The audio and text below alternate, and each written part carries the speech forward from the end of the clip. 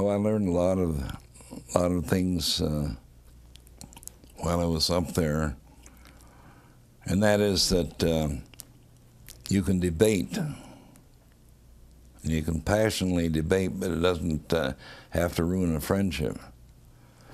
And it's kind of interesting, we started talking about missionary work and that, but how many churches do not know how to do that? I mean, they'll end up in a bitter fight or something like that. Maynard Londborg was born in Lynch, Nebraska in 1921 to Swedish homesteaders. He came of age during the Great Depression and found his way to Alaska through mission work with the Covenant Church, which was founded by Swedish immigrants. Through the church, he spent 20 years in Unalakleet, running an orphanage, founding Covenant High School, and even introducing basketball to the area. In 1955, he was elected to represent the 2nd Judicial District at the Alaska Constitutional Convention.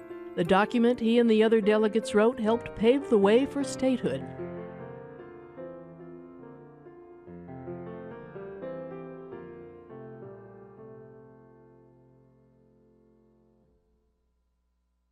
It's kind of interesting because my father and his 4 brothers migrated from Sweden, and they stuck together and they went up there and homesteaded.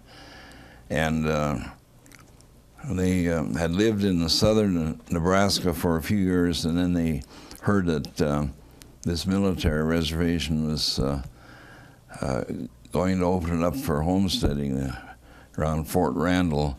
And they threw their gear and everything into wagons and just had a wagon train on up.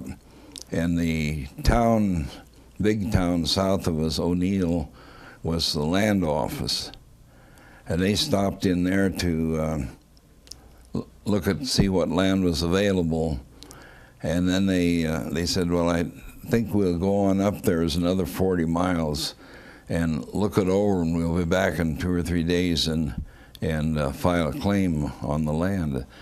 And the agent said, well, if you do that, by the time you're back, somebody's going to already have claimed it. So we suggest you pick the land right now. So they picked the land without even looking at it. And the land, the 5 brothers had land that was either adjacent or cornered together, and of the 5 particles of land, my father picked the worst one and raised the biggest family. So he had to supplement the farm income with, he had a little blacksmith shop, he did a lot of carpenter work, and I grew up and lived there on that farm during the dry years and dust bowls in the 1930s, 20s, and 30s. It was, look back, quite a terrible experience. The crops would come up, and before you could get cattle out to eat, if there was any vegetation, these hordes of grasshoppers would come in, and they would just mow everything down.